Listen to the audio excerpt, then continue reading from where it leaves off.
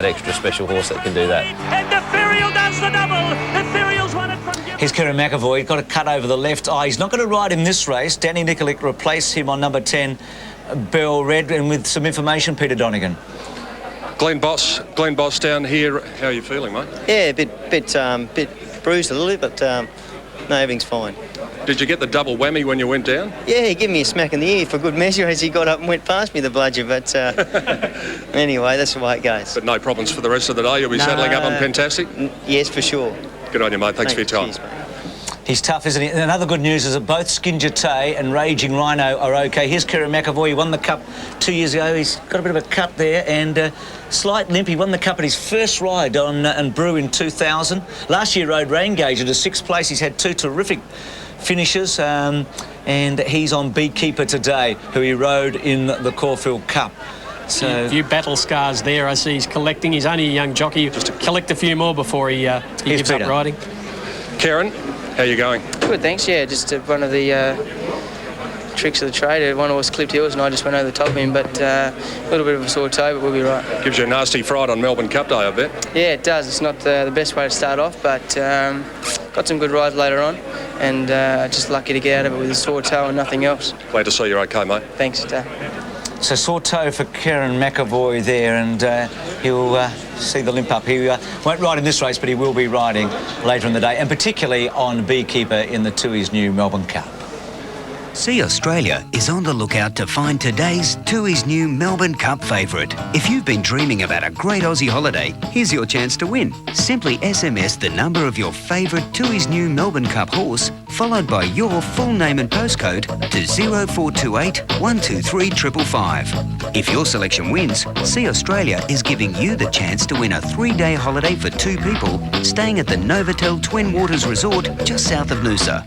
The prize includes return economy airfares, accommodation, and is valued at over $3,000. Each vote puts you in the running to win this fantastic prize, which will be announced later today. So what are you waiting for? Go on, get out there. See Australia! 3,200 metres and with the pace on all the way. This is the first Tuesday in November, the day we run the Tui's new Melbourne Cup. The race that reflects the way we are. How we send out wee George Hanlon, a quality convict stock, to confront the all-powerful Blue Bloods from the other side of the world. How through worrying times we can still turn around and laugh at ourselves. The world can watch and even salute, but this great race, this institution, will always belong to Australia and its weird and wonderful people. The Tui's new Melbourne Cup today on 7. And one of the talking points leading up to today's Cup has been the track, just how hard it might be. I'll be interested to see what the jockeys are saying. Let's join Peter Donegan. Bruce, I was out here very early this morning and walked around the entire 3,200 metres that they're going to cover here at Flemington today. I can tell you the track's in perfect order. The penetrometer was 4.2 on Saturday, 3.8 here today, and I thought maybe it's a little bit hard. There is just enough cushion in the ground, but I can tell you some of the overseas horses would never have seen ground as firm as this before. And the firmest ground is about 3 or 4 horses away from the rail. So if you've got a horse in the Melbourne Cup that has drawn an outside gate, don't worry too much, because if it can sit 3 wide and get some cover, it won't be affected at all. So the track is in perfect order, and as you can see behind me, the crowd continues to roll in. We're going to have upwards of 100, maybe way upwards of 100,000 here at Flemington today, and they're going to see the 23 horses race on a near perfect surface. So the scene being set about 3.5 hours out from the Tui's new Melbourne Cup. We'll be going through the contenders through that time as we build to the great race. And let's start with the top 6 and number 1, Vinnie Rowe. He's asked to carry a weight that's only been done 7 times in the last 75 years by some of the greatest horses that have ever raced. 59 kilos on his back. He's some sort of stayer, this horse. He's won 7 of his last 8 starts. Only beaten once in the Ascot Gold Cup. And he was only beaten a short margin there. He's an outstanding stayer. If this horse strikes his European form, 59 will be a featherweight for him. Jardine's Lookout is a real stayer. Most of his runs are between 2,800 and 3,200 metres, and his best win this year, the Goodwood Cup. Yes, the Goodwood Cup was a nice effort. He's a bit of a journeyman horse. He hasn't run badly at any of his races. His last start was 4th of 8 in the Doncaster Cup. But look, you could see him running into it, but he's probably not the strongest of the Europeans. He loves that pony. Pat Payne to ride. He does love Henry, doesn't he? Yes, Henry's suing because someone said he was a shaggy pony. Dahlia Poor, number 3, 7-year-old horse, has got some great wins. The Coronation Cup over Fantastic Lightning. He's been placed in derbies. He's a touch of class. He is a touch of class. His last couple of starts were a 4th, and then he won previous to that in the Curragh Cup. Not a bad race, a Group 3 over there. Dahlia Poor, journeyman horse again. He's been all over the world. He races very well when he does travel, and he's a seasoned traveller, so when the whips are cracking and they're really having to dig deep, this horse is used to doing it all over the world. Sam Mason's best win back in England was the Hardwick Stakes at Ascot, the race that Jern won on his way to winning a Melbourne Cup. Misbehaved at the barriers in the Caulfield Cup and was scratched there. Then he came out in the Moonee Valley Cup, ran very well in the Moonee Valley Cup, showed us some of his European form. A beautiful looking horse now in the Tony McAvoy stable. Stranger things have happened. This horse could show up somewhere in the straight. The McAvoys through the haze know what to do with an imported horse. Speaking of haze, Helene Vitality, David Hayes out of Hong Kong, former New Zealand horse, who's run some placings in some of the biggest races in the world. Yes, he was a New Zealand Derby winner. Then he went off to Hong Kong, and gee, he ran some great races over there. All their biggest staying races, he has contended. Came back to Australia for this spring, ran last in the Underwood, then backed it up with a very promising 4th in the Turnbull Stakes here at Flemington. 12th of 17 in the Caulfield Cup. It was an average effort, but he can lift. Helene Vitality there. Now Hatharana, who won the Queen Elizabeth Stakes on the final day last year. He's the 3rd of the Godolphins in terms of the betting. This year, 4th in the Ascot Gold Cup. Hasn't won a race since he was here last year, Bruce, when he won the Queen Elizabeth Stakes here over 2,500 metres. Obviously likes the track. His form's not great. I think he's been brought here as more of a travelling companion for the other horses. I'm expecting to see him go forward early and perhaps lead the race.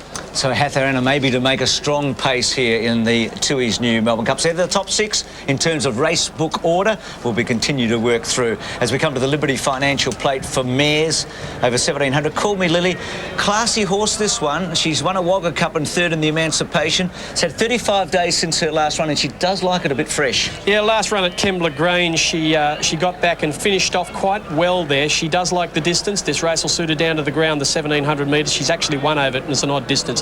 I can see her finishing in the finish, but she is weighted up to her best with 59.5. Damien Oliver rides. You come. It hasn't started for 62 days. Won a couple of races in succession at Sandown.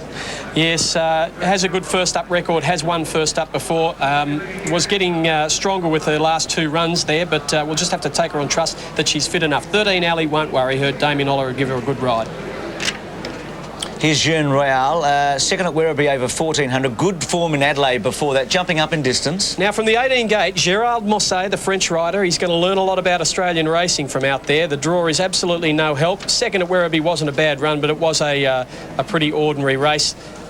I know that Sean's tipped this, but I can't find it myself.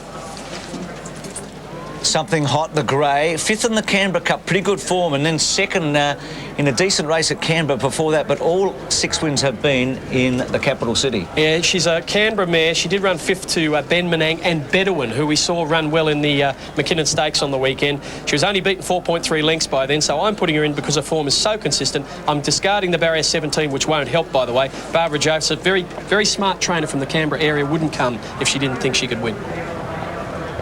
Ina's Treasure, number 6. Form seems to have tapered off a bit, was well out of the money at Bendigo last start. Yes, form's pretty poor for Ina's Treasure of late, and I can't find a reason to tip her. She was 10th at Bendigo and before that 6th at Moonee Valley. 7 Staff Party, 6th at Victoria Park over 2,400. That was 45 days ago.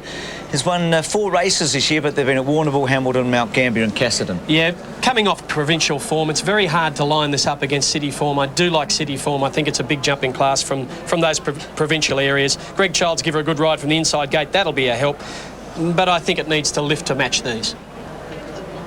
8 is Tricked. She's a outer country cups horse. She's won 10 races in her career. Last couple of runs, 3rd Swan Hill, and its latest run was 5th at Bendigo. Yeah, once again, coming off all that country form. Jerilderie Cup winner there, and I don't know how strong the Jerilderie Cup is, but let's hope it's strong enough. The 5th at Bendigo was a pretty ordinary run. Horses come from everywhere, don't they, on Melbourne Cup Day? It's historic, they do. Here's All Black Symphony. Ran on a Sunday meeting at Bendigo over a mile, was 6. Did win at Moonee Valley over 2,000 metres in June. Yeah, might like the sting out of the ground a little bit. It's got a bit of heavy track form and it won't find it here, so I'm not going to be too enthused about its chances. I think it might want an easier race than this. Bell Red to be ridden by Danny Nikolic now, replacing Kira McAvoy. Last win was at Cranbourne 18 months ago. Recent form not bad, 3rd at Geelong. Gee, it's hard tipping horses that haven't won for 18 months. The 3rd at Geelong, not bad. Had every chance though. Hard to see her matching these, but stranger things have happened. Has been replaced with Danny Nikolic, who's a good rider and will give Bell Red a good journey. Arborell, number 11, won at Sandown in May, a Wednesday meeting. Last start, not beaten a long way at Werribee over 1,600. Has run last at her last 3 starts. That'll do me. I can't have it. So Arborell at pretty good odds.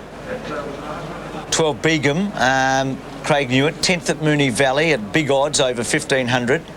Really a Moonee Valley horse. Moonee Valley horse, never even looked likely of winning at Moonee Valley at a last start. Would have to lift massively here for Craig Newitt to steer her home. 13 Brava. Now the run at Moonee Valley was a lot better than it looks on paper. Was steaming home 4th over 1,533. And don't worry about the poor run at Cranbourne before that either. Wasn't any guide. This mare just needs a little bit of a luck to figure in the finish here. Barrier 15, won't hurt it.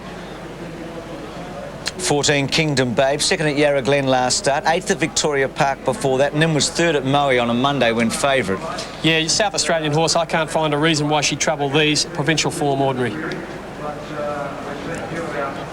15 Miss Bombastic, a leader, good run at Geelong, and then 5th before that at Flemington was a beauty. This is a lightweight chance. There's been a bit of form about this mare. The 4th at Geelong was a fair effort. 16, Sophie Princess, 2nd at Ballarat. 3 of her 4 wins have been at Mornington. Yeah, provincial horse, had every chance last start when 2nd at Ballarat and needs to lift. And the emergency 18 Vows Regard, her 72nd start today. Her last win was 18 months ago, or her only win at Gundagai in the last 18 months. Yes, if you want to back Gundagai winners at Royal Flemington, well, go right ahead, but I don't. Big odds, there's the lineup, big field here as we go down to Peter Donegan. Tony McAvoy, Jeune Royale, good form in Adelaide. Wide gate's not a help here though. The wide gate's very much against us. She's a forward-running filly, but she's really in great form. It's a race that she can win if we can have the right luck. Let's look ahead to later on, Sand Mason, big odds, but you've got a sneaking confidence about him. Yeah, I really have. I mean, the horse is very happy. You know, I think if you look at his Hardwick Stakes win in England, he's as good as most of these imports. He's got a better time form rating than Media Puzzle. You know, I think he's a chance. And Requiem, I reckon he's guaranteed to run in the first 10. He's so honest, and he might be a lot better than that. I was hoping you were going to say first 3 then, but anyway.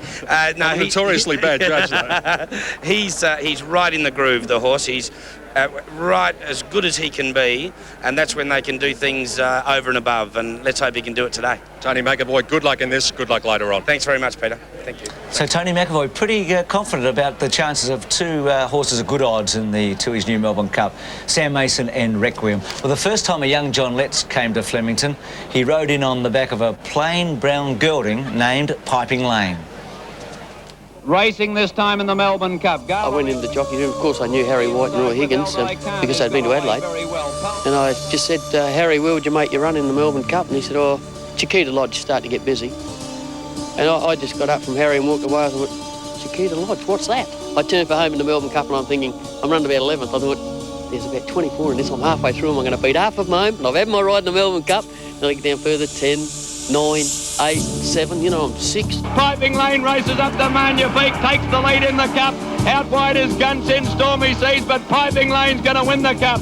And it was just incredible because Harry came up to me straight after the race, patted me on the back. He said, good luck to you, son, you won the Melbourne Cup. And it hits you like a dream.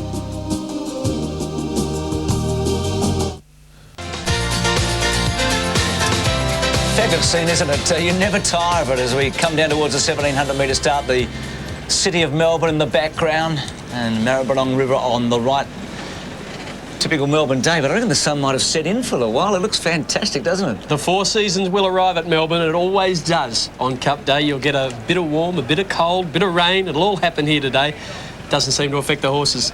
The news from the betting ring, 1, 2, 3, Call Me Lily, Yakama, Jeune Royale, all a bit easy. Something hot, some specking for her, one of the greys. But the tote odds to go across down the bottom. Call Me Lily still in the market. 7-year-old mare. Here's Staff Party. This Windsor been in the country. There's 16 Sophie Princess. It's a roughie here. Lots of roughies here. A lot of these mares are probably having their last spring preparation. A lot of these mares will be at stud next year, and we'll have a whole new bunch of them to contend with next year. But they love to have a decent win on Cup Day. It's good for their stud career. 2 in the background there is Yakama with Damien Oliver. Saw Damien working there. What about those? What are they? They're not blinkers. What are they on Yakama, the green? We saw those. They're called winkers. Now, they're a cross between blinkers and a nose roll. They have the same effect as blinkers in that it blocks the horse's rear view, and horses can see right behind them. They have a much more, they're much more adept at the peripheral view than a human is. It does block them, but it doesn't fire them up like blinkers. She looked fit, Yakama. She hasn't raced for 62 days, but she looks spot on going in. Very hard to get some of these mares during a springtime when they start to get their mind on perhaps being a mother and going off to stud. The trainer's got to keep their mind on racing. That can be difficult to do, Bruce. Greg Childs closest to us, Stephen King, both riding in the great race later today. Always amazing how relaxed they are. They just sit there. It's the most dangerous position on a racecourse. A horse in the barrier stalls. They chat to each other. They joke. Do they get stirred when there's a fall earlier in the day as well, the jockeys? I think it makes them all think. I think some of the European jockeys, when they saw that fall and how tight we race in a long-distance race, may start considering their decision to come down. Well, the good news, all the horses, the 2 horses okay. Glenn Boss riding in this race. Kieran McAvoy assures us he'll be right as we join Wayne Wilson for race 3, the Liberty Financial Plate. Miss Bombastic moving in for Glenn Boss. And you can see the green stained pants on his breeches as he goes in. He was 1 to hit the deck in the previous race. Kingdom Babe goes up into line. Now, they are tough customers, aren't they? Glenn down in the previous race, bouncing back to ride Miss Bombastic here. 1,700 metres from my experience, and we had a look at that chopper shot before. Short run to the first bend. Be there or you're wide for the trip. Starter goes to the platform. He's waiting for the signal from behind the gates from Mr. Robert McKerrell, and as soon as he gets it, we'll be off and running. They're in. Racing. Great start. Ina's Treasure near the inside, the first to bounce. Sophie Princess going quickly. All Black Symphony fast away. Boss is going forward on Miss Bombastic. She goes to second on the outside. Bell Red hand here. Jeune Royale for Marseille caught off the track in the early stages. I'm tipping he's going to let her slide. Ina's Treasure is now drifting back just on the inside of Bell Red, Sophie's Princess. Bell's Regard and Trick next. Getting back in the field then on the outside there is Yakima back about 4th last, in fact. Yakima on the outside of Arborel. Brava just up in front of Yakima. Something Hot's further back in the field with Staff Party. Getting a long way back too is Begum, who's back towards the rear. As they come down past the 1,000-metre point, of Miss Bombastic shows the way. It's Miss Bombastic by a length and a half on All Black Symphony. Jeune Royale is a neck away third. Bell Red going to 4th on the inside of Kingdom Babe. Ina's Treasure, Sophie's Princess and Brava, who's never been on the track. Back along the inside is Vel's Regard in company there with Arborel. Coming to the outside, Yakima starting a bit of a run. Something Hot is in that bunch as well. Further back was Staff Party as they approach the home turn, and Call Me Lily is last of all. Heading for the judge now. 500 metres left to go. Miss Bombastic is the leader. All Black Symphony coming up on the outside to challenge. Bell Red securing a lovely run on the rails. Ina's Treasure is working clear of the ruck. She's finishing on strongly. Down the outside too is Kingdom Babe and Sophie's Princess putting in a bit of a dash. Miss Bombastic is still the leader. Kingdom Babe and Jeune Royale coming after Miss Bombastic. Miss Bombastic is just in front. Jeune Royale is going to us. Sophie Princess putting in a blinder. Sophie Princess right down the outside. She's going to get the prize. Sophie's Princess has beaten Vel's Regard, who flew home. Fado third. In that Fado we have Brava, Yakima out wide. Jeune Royale. Just behind them then Miss Bombastic, Bell Red and Kingdom Babe. Trick Something Hot. Further back was B. Gimmon, then Arborell, Staff Party, All Black Symphony, Call Me Lily, and Enos Treasure, one of the last to greet the judge. What's this Quinella and Trifecta going to pay? Have a look at this. 16 Sophie Princess. I said she's a roughie before the start. $51.90 and $12.70. And Val's Regard, 72nd start today for this old mare, has paid $31.40. 16, 18, 13, Brava. Gee, it was a run. It was 3 wide all the way into third place. But they were coming down the outside here, and Brava was really struggling. But those on the outside were the ones that were making the runs, and it was a good run by Sophie's Princess. I tell you what, these mares will do it to you every time, Bruce. You look at the bunched finish here. They all go over the line within about 4 lengths of each other. You could run this race 5 times again and get 5 different winners. But I tell you what, you can take it nothing away from the winner. She sat out deep there, pulled out round their heels, and was just too strong over the last 200 metres. 16, 18, 13 the time, 144.5. Officially fourth, 3 Jeune Royale, and Yakama in 5th place. Brava's been an enormous run. She's been off the track all the way. But Sophie's Princess, look at the form. Second at Ballarat at 2,000. 3 of her 4 wins have been at Mornington. She's a 6-year-old mare. And today she's saluted on Tue's new Melbourne Cup Day. As we join Peter Donegan. Max Hinton, the winning trainer. Congratulations. What a thrill to get a winner on Cup Day. Yeah, terrific. Yeah, it really is. She covered a bit of ground in the run too, Max. Well, if anything, she drew an inside gate, which works against us. So Michael Rod did a terrific job to get her out with a bit of galloping room. So that suited her and worked out well. And she was really solid at the finish too. Yeah, well, she's come back off running over 2,000 metres on a slow track, so she freshened up for this. So she toughed it out pretty good. What sort of a thrill is it to win on this, our greatest day of racing? Well, it's fantastic. It really is, yeah, because, you know, this is the type of the ultimate, and we haven't got runners in a major race, so it gives a mare like this a great chance to win a good race. Max Hinton, congratulations. Celebrate well. Good on you. Well, thank you. And anyone who backed them there is going to be celebrating as well with a $50 result there. And if you've got the trifecta, you're a very lucky person and very clever. 16, 18, 13.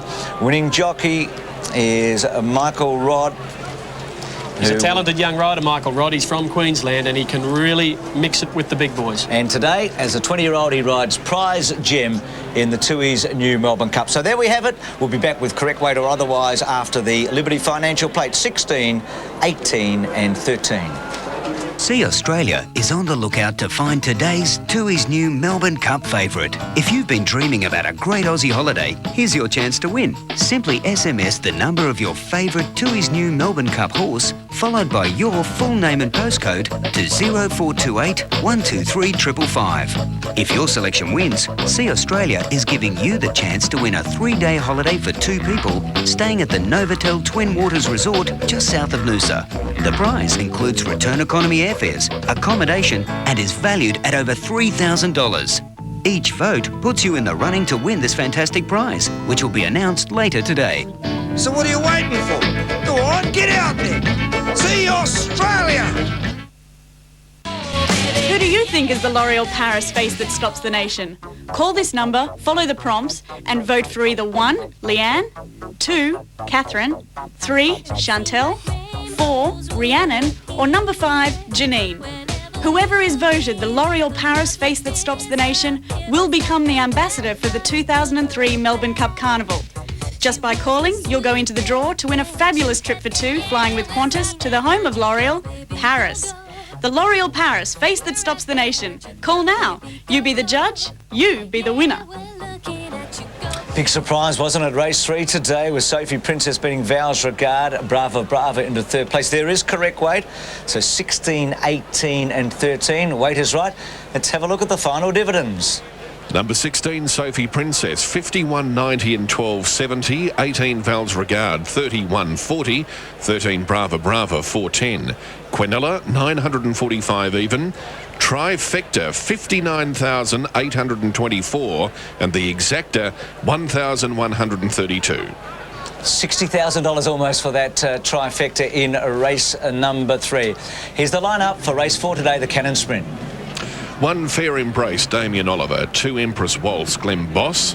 3 Dolphin Dance Craig Newitt, 4 Speaker Andrew Finlay, 5 Just Divine Michael Rodd, 6 Rajar Lane Greg Childs, 7 Agalia Stephen King, 8 River Dove Karen McAvoy, scratch 9, 10 American Graffiti Vlad Jurek, scratch 11, 12 Girl of a Luminaire Corey Brown, 13 Granier Danny Beasley, 14 Latin Class Jason Patton, 15 Past the Skies Danny Nikolic, 16 Tarathea John Didham, 17 Marouche Darren Gauchi, 18 Dan Viva Luke Curry, and scratch 19.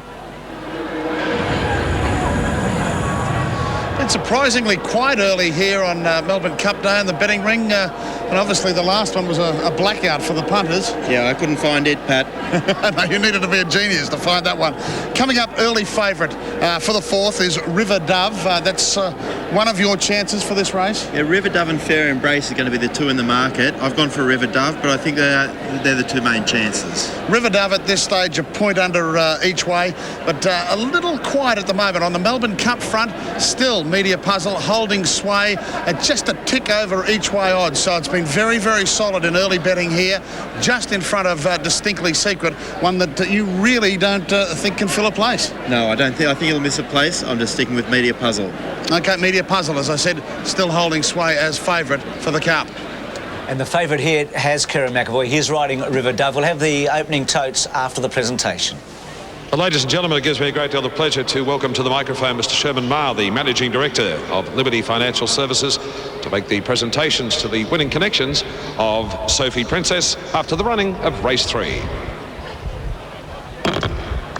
How about that race?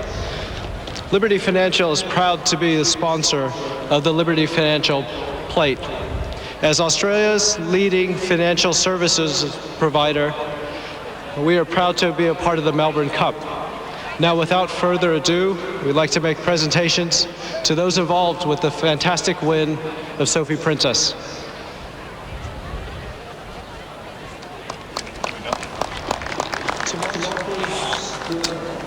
So Sophie Princess, $51 here. The 6-year-old mare having won on Cup Day.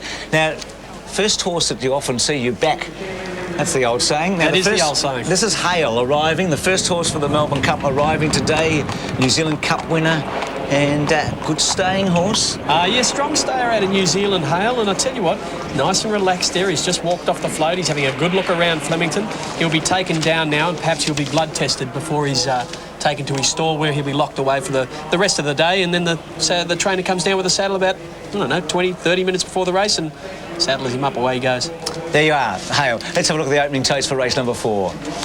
The Cannon Sprint, number 1 Fair Embrace, 720, 2 Empress Waltz, 1290, 3 Dolphin Dance, 880, 4 Speaker, 560, 5 Just Divine, 1150, 6 Rajar Lane, 840, 7 Agalia, 2650, 8 River Dove, 540, 9 is scratch, 10 American Graffiti, 2940, scratch 11, 12 Girl of a Luminaire, 4960, 13 Granier, 4380, 14 Latin Class, 5540, 15 Past the Skies, 870, 16 Tarathea, 6750, 17 Marouche, 158, 18 Dan Viva, 262, and 19 is scratched.